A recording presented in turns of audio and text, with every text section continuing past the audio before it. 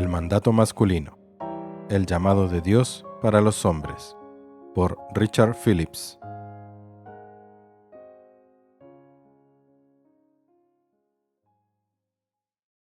Capítulo 8. El matrimonio y el mandato masculino. Uno de los principios más importantes de la salvación cristiana es que la redención remedia la caída. La Biblia describe la historia humana en términos de creación, caída y redención, donde la finalidad de la redención es asegurar los propósitos de Dios en la creación y llevarlos a la conclusión que Él siempre había querido. Que la redención remedie la caída es una muy buena noticia para nosotros, porque significa que Dios ha provisto una solución a nuestros mayores problemas. Tomemos la muerte, por ejemplo, que es la principal maldición que resultó del pecado. Por la resurrección de Cristo, los cristianos podemos saber con certeza que la muerte será derrotada en nuestra propia resurrección al final de la era. Para la culpa, Cristo provee el perdón. Para la tentación del pecado, Él proporciona la gracia de su Espíritu Santo, y así continúa en cada categoría de la vida. La salvación cristiana es verdaderamente grandiosa. Dios en su bondad no solo ha retenido el castigo que merece nuestro pecado, sino que su plan de salvación trae consigo todas las bendiciones que originalmente quiso, para que su pueblo pueda conocer su amor y lleve su imagen en gloria. Como hemos estado aprendiendo, esta gran salvación tiene que ver con el matrimonio. En el capítulo 6 consideramos el matrimonio tal como Dios lo hizo. En el capítulo 7 vimos el matrimonio como estropeado por el pecado. ¿Podemos volver a las glorias del huerto? La respuesta no es solo sí, sino que debido a que esta es la intención de Dios, podemos estar seguros de que lo hará realidad. Su plan redentor nos hará avanzar desde esta creación caída hasta la gloria ilimitada y eterna que Él nos ha preparado al final. Por lo tanto, los cristianos pueden confiar en la redención de Dios, incluso siendo realistas al enfrentar los problemas del pecado. Es posible que no haya otra relación en la que esta combinación de confianza y realismo esté más garantizada que en el matrimonio cristiano. Nuestro estudio de Génesis 2:15 reveló el doble mandato masculino, basado en la razón original de Dios para colocar al hombre en el huerto. El Señor Dios tomó al hombre y lo puso en el huerto del Edén, para que lo cultivara y lo cuidara. Génesis 2:15. Así como este mandato ha sido dañado por el pecado, también la obra redentora de Dios en Cristo restaura a los hombres a nuestro alto llamamiento y nos equipa para cumplirlo. Para revisar algo de lo que aprendimos en el capítulo 2, el término cultivar abarca el mandato general de Dios de una masculinidad trabajadora y que sustenta, que hace que las personas y las cosas crezcan y se fortalezcan. El segundo término, cuidar, se refiere al hombre como vigilante y defensor, manteniendo a salvo a los que están bajo nuestro cuidado. Al observar diligentemente el mandato de cultivar y cuidar, los hombres cumplen su llamado edificando y protegiendo. La enseñanza del Nuevo Testamento sobre el matrimonio revela que cultivar y cuidar es el patrón mismo del llamado de Dios para un esposo cristiano. En este capítulo nos enfocaremos en las dos partes principales del Nuevo Testamento que describen el deber de un hombre hacia su esposa. Efesios 5, del 22 al 33 y Primera de Pedro 3:7, dando detalles sobre estos pasajes en términos del mandato al hombre de cultivar y cuidar. Liderazgo masculino y sumisión femenina. Pablo aborda el tema del matrimonio como parte de su deliberación más amplia sobre la conducta cristiana. Su exhortación básica es que los creyentes sean imitadores de Dios como hijos amados. Efesios 5:1. Los niños aprenden haciendo lo que hacen sus padres, y nosotros como hijos de Dios debemos imitarlo. Pablo expone este tema bajo los temas de la pureza moral. Efesios 5 del 3 al 20, y el llamado de un cristiano a la sumisión pacífica. Efesios 5:21 al 6:9. El apóstol aplica el llamado a la sumisión en varios contextos. Esposas que se someten a sus maridos, Efesios 5 del 22 al 33, hijos que se someten a sus padres, Efesios 6 del 1 al 4, y esclavos que se someten a sus amos. Efesios 6 del 5 al 9. Pablo no dice que las esposas son como niños o esclavos, sino que estos son tres tipos de relaciones en las que los cristianos están llamados a someterse pacíficamente a la autoridad divinamente establecida. En estos mismos pasajes, Pablo se dirige a los que tienen la autoridad, exhortándolos a que usen su poder en maneras que edifiquen y protejan. Cuando Pablo se dirige a un esposo respecto a sus deberes para con su esposa, él claramente lo hace desde la premisa de que Dios le ha dado autoridad al hombre para liderar en el hogar. Primero, llama a las esposas a someterse a sus propios maridos por reverencia a Cristo, porque el marido es cabeza de la mujer, así como Cristo es cabeza de la iglesia, siendo él mismo el Salvador del cuerpo. Efesios 5:23. Después de esa breve exhortación a las mujeres, Pablo presenta una enseñanza más larga y detallada sobre los deberes del hombre. Maridos, amad a vuestras mujeres, así como Cristo amó a la iglesia y se dio a sí mismo por ella, para santificarla, habiéndola purificado por el lavamiento del agua con la palabra, a fin de presentársela a sí mismo una iglesia en toda su gloria, sin que tenga mancha ni arruga ni cosa semejante, sino que fuera santa e inmaculada. Así también deben amar los maridos a sus mujeres como a sus propios cuerpos. El que ama a su mujer a sí mismo se ama, porque nadie aborreció jamás su propio cuerpo, sino que lo sustenta y lo cuida, así como también Cristo a la iglesia, porque somos miembros de su cuerpo. Efesios 5, del 25 al 30. Cuando consideramos el mandato bíblico de que nuestras esposas se sometan a nosotros, y cómo esto es un remedio para su tendencia pecaminosa a mostrar falta de respeto y desafiarnos por el control, podemos sentir la tentación de adoptar una actitud condescendiente. Pero como vemos en este pasaje, cuánto peor es nuestra situación. El Señor tiene que ordenarnos simplemente que amemos a nuestras esposas. Cuando Dios envolvió como regalo a la primera mujer y la colocó en los brazos de Adán, éste gritó de alegría. ¿Cuánto han cambiado las cosas desde entonces? El pecado ha hecho que los hombres descuiden el don más grande que Dios nos ha dado, después de la obra salvadora de Cristo. Cuando Pablo escribe la sencilla orden, maridos, amad a vuestras mujeres, deja al descubierto el vergonzoso corazón del problema de la mayoría de los hombres casados. Por supuesto, el propósito de Pablo al escribir no era principalmente condenar a los hombres, sino alentarnos en nuestro llamado cristiano. Si los hombres se preguntan, y lo hacemos, ok, ¿cómo se supone que debo amar a mi esposa? Pablo responde en estos versículos.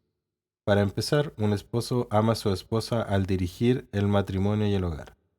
Dios ha dado al marido ser la cabeza del hogar. Esto se debe en parte a que Dios no diseñó las esposas para guiar a los esposos. Como discutimos en el capítulo anterior, la maldición de Dios sobre las mujeres las inclina a la frustración y la futilidad, ya que ansían un liderazgo que no están diseñadas para asumir ni capacitadas para desempeñar. Además, las maldiciones de Dios sobre el hombre y la mujer tienen el efecto de hacer que todo lo que intentemos sea más difícil. Así que a pesar de esta tendencia de las mujeres basada en la maldición de querer liderar a sus maridos, la mayoría de las esposas sufrirán ansiedad si obtienen lo que quieren, en caso de que la negligencia de sus esposos las obligue a liderar el hogar. Qué ironías tan trágicas resultaron de la caída de Adán y Eva y las subsecuentes maldiciones de Dios.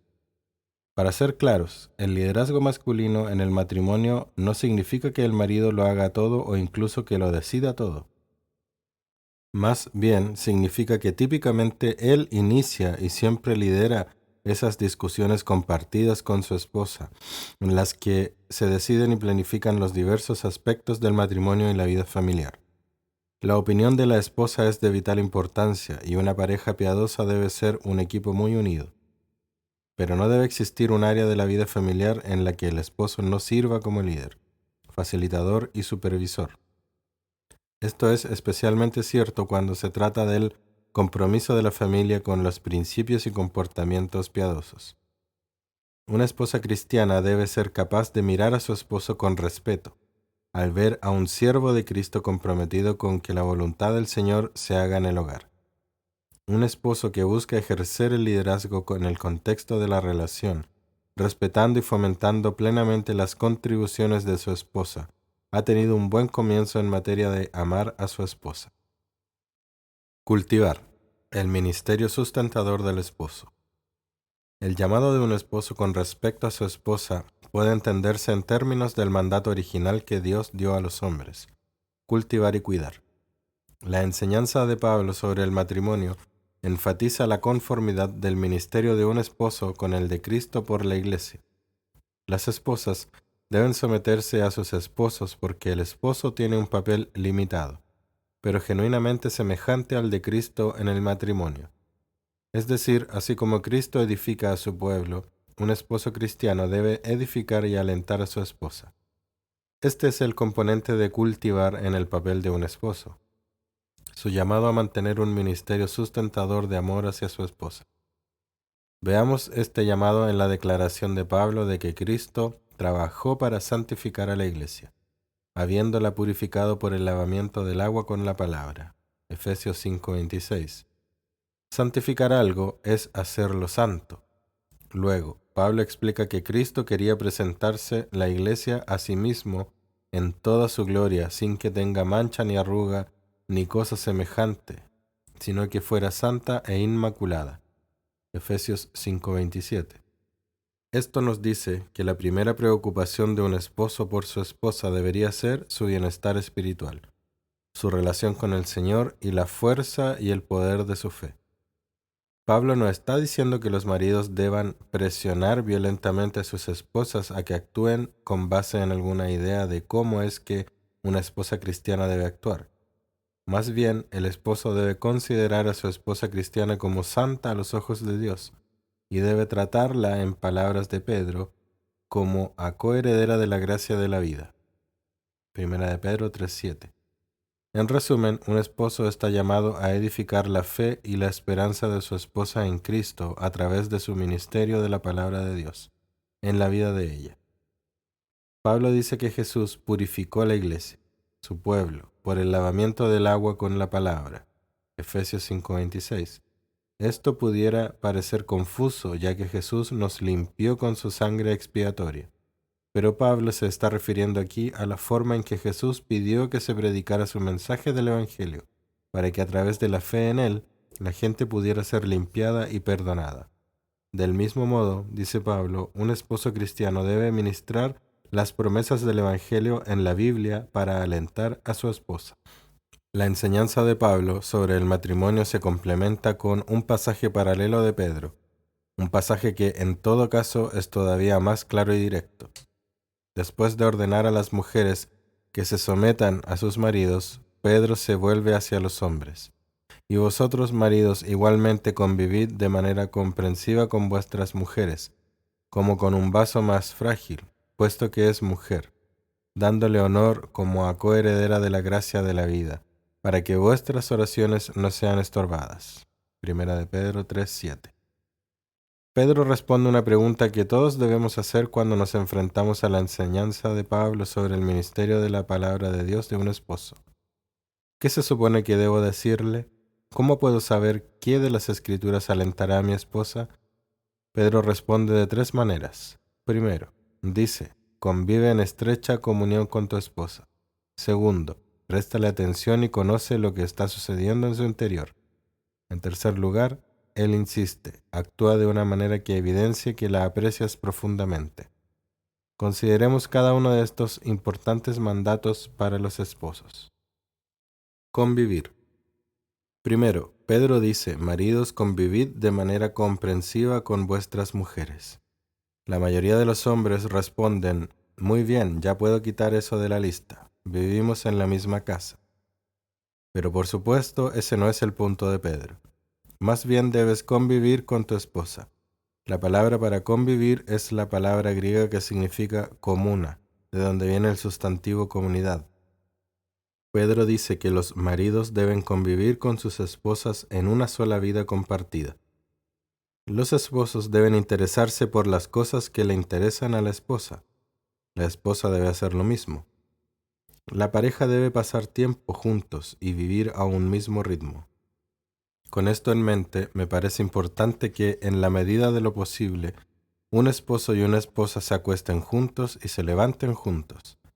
Es extremadamente valioso para una pareja hablar y orar por la noche antes de dormir y comenzar el día con ánimo y oración.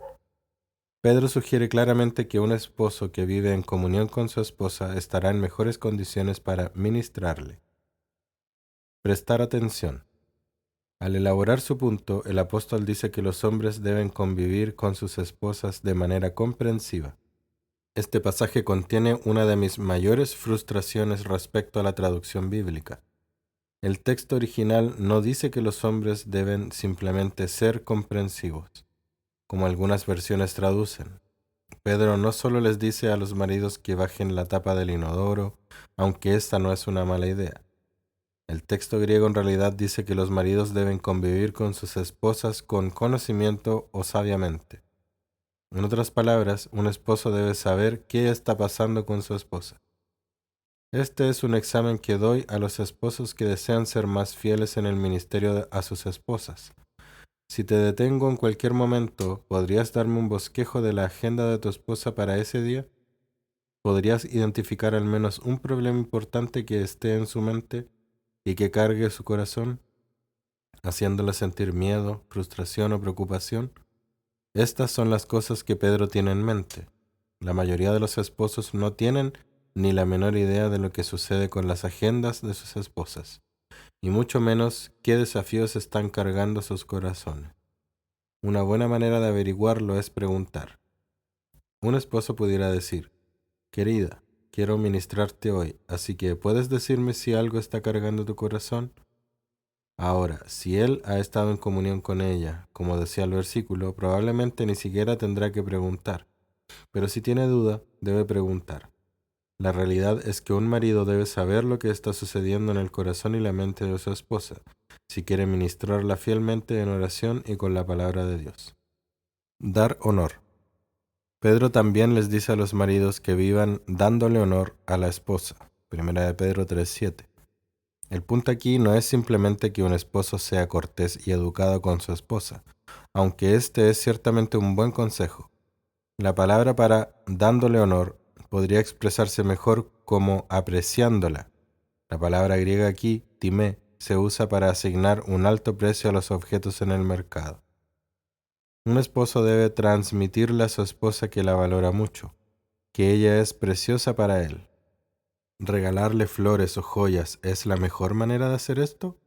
Mi experiencia dice que estas son formas relativamente fáciles de comunicar lo valiosa que es una esposa, pero creo que la principal manera es a través de los dos primeros mandatos de Pedro: nuestro tiempo y atención. Recomiendo que un esposo simplemente le pregunte a su esposa: ¿qué te hace sentir que te valoro? Y que tome en serio lo que ella diga. En resumen, sustentar y cuidar. Combinando el consejo de Pedro y Pablo, vemos que un esposo comprometido con el bienestar de su esposa hará más que tratar de hacerla sentir bien. Él se involucrará y se mantendrá involucrado en su vida, le prestará atención y compartirá su vida con ella. Luego, partiendo de un conocimiento mucho más íntimo y profundo que ahora tiene de su esposa, ministrará la palabra de Dios a las áreas en las que sabe que ella está cargada, siente miedo o duda, para edificar su fe y su identidad en Cristo. Cristo obró para santificar a su iglesia, dice Pablo, purificándola con la palabra.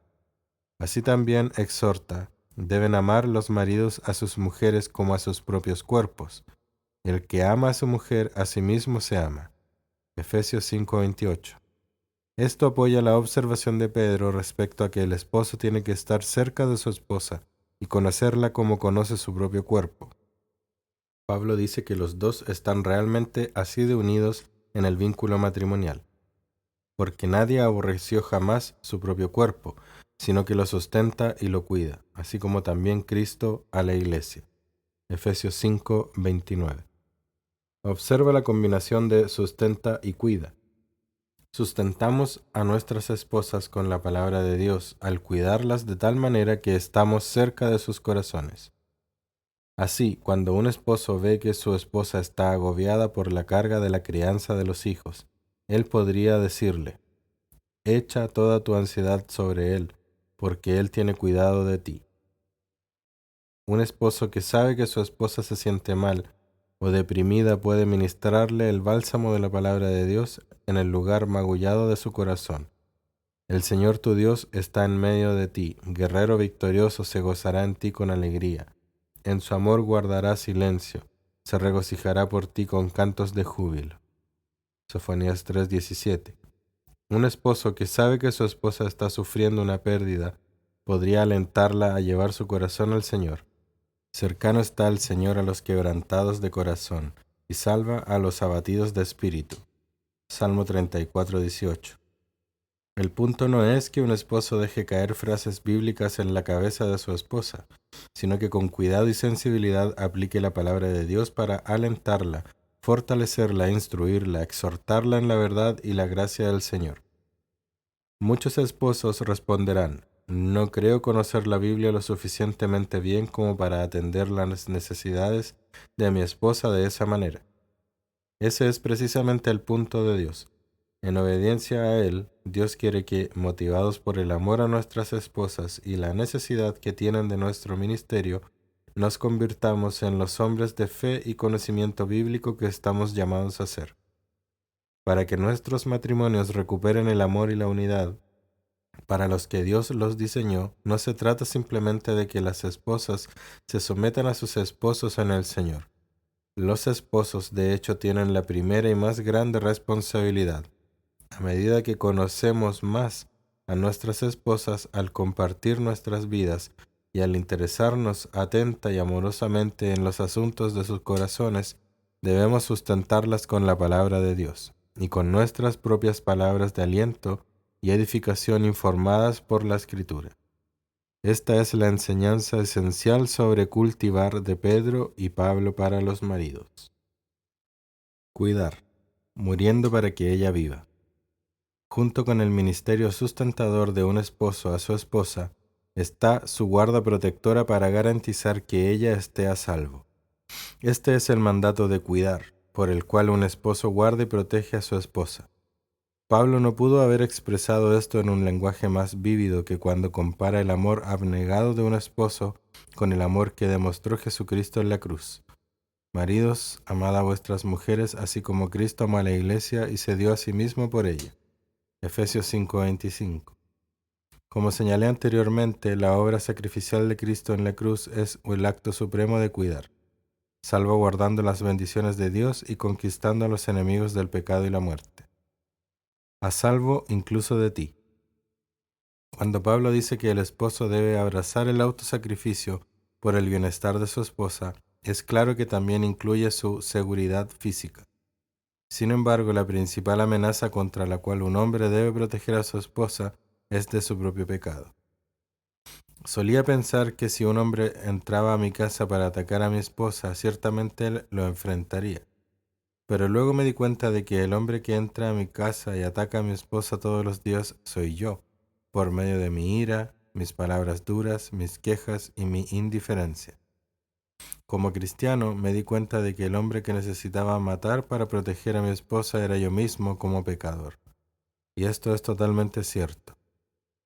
Pedro llega a este papel de protector del corazón al decirnos que le demos honor a la mujer como vaso más frágil. Anteriormente dije que la palabra honor significa apreciar a la mujer.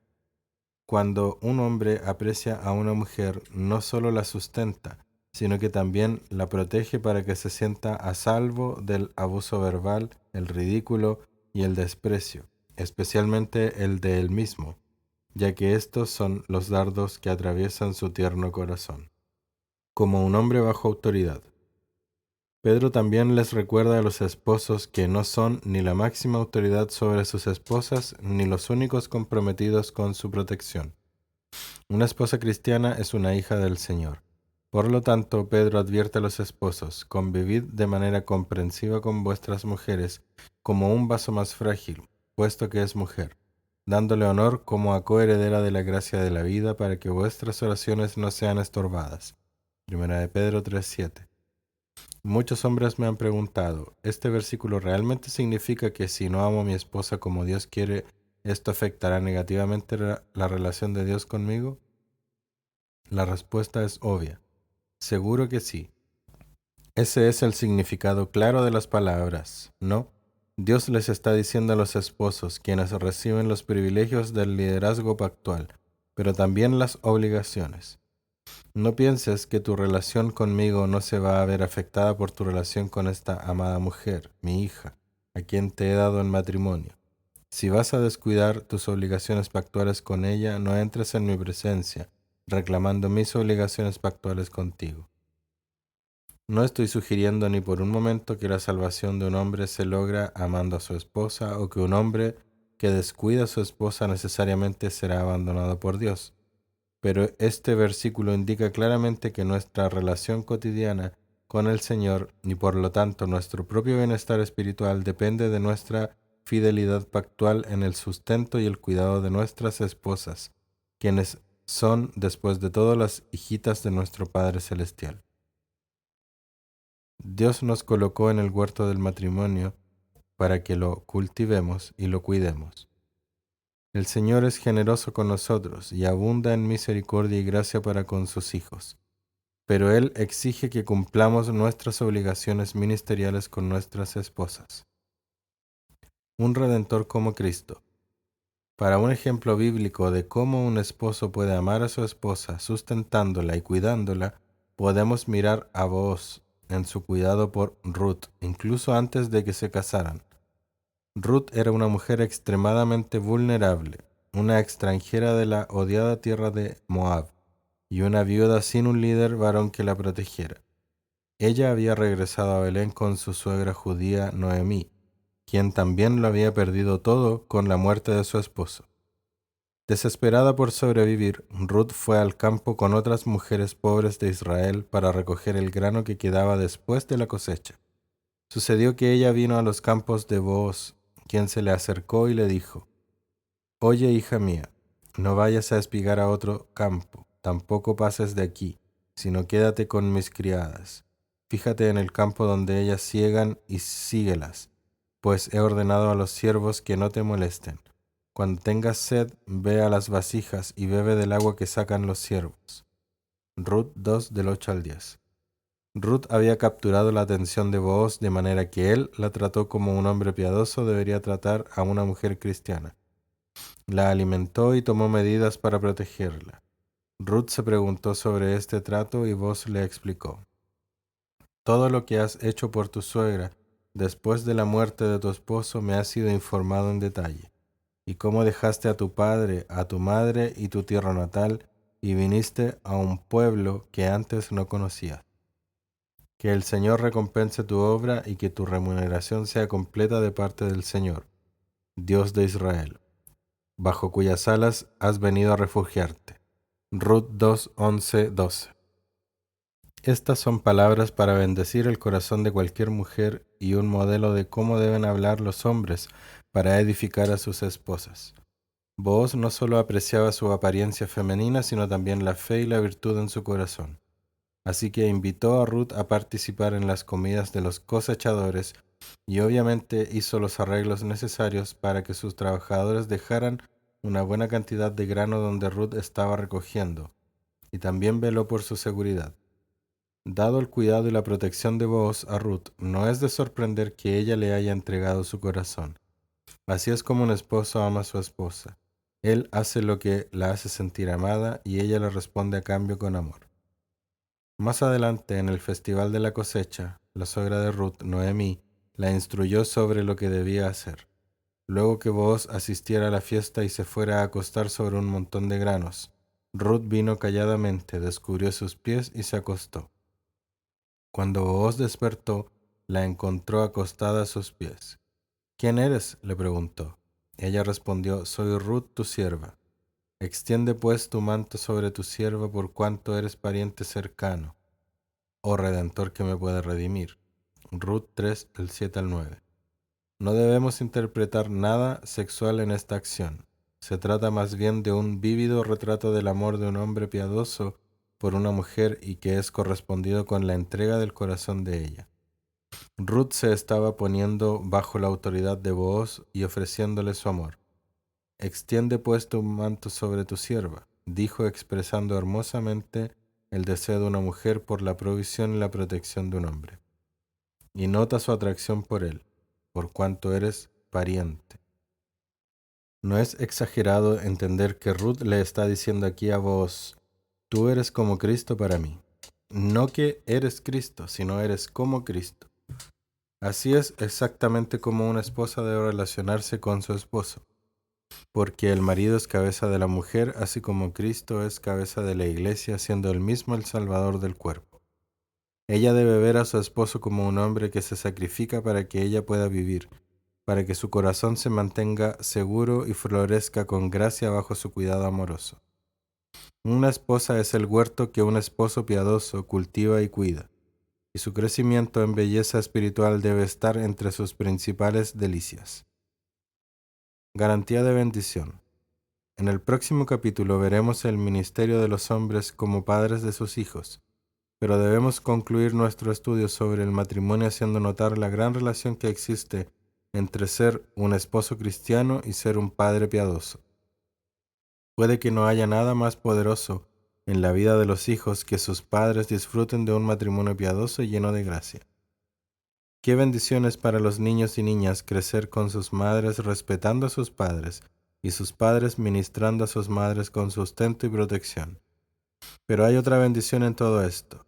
A través de nuestra obediencia a la palabra de Dios, podemos estar seguros de su bendición sobre nuestras familias. Así fue para Booz y Ruth después de su boda. El libro de Ruth termina con un breve resumen de su árbol genealógico. Su hijo se llamó Obed, que es el padre de Isaí, padre de David. Ruth 4:17. A través de los hijos de Booz y Ruth vendría el rey para el pueblo de Dios, y a través de su linaje nacería el Hijo de Dios. Qué maravilloso que el amor piadoso de un hombre por su esposa, de acuerdo con la palabra de Dios, y mostrado por causa de Dios, reciba la bendición de Dios para dejar un poderoso legado espiritual. Por cierto, independientemente de si tienen hijos o no. Para Booz y Ruth comenzó en los campos de grano donde Booz la espió y le ofreció un amor bíblico y masculino. Pero también puede comenzar en nuestros hogares hoy si nosotros como hombres estamos dispuestos a venir ante el Señor y buscar su gracia para comenzar a amar a nuestras esposas y proporcionar la gracia redentora de Cristo a nuestros hogares. No somos sustitutos de Jesús y nunca podremos serlo, pero nuestras esposas, al recibir de nosotros un amor como el de Cristo, deberían poder decir lo que Ruth le respondió a Booz: extiende tu manto sobre mí, porque eres pariente, redentor.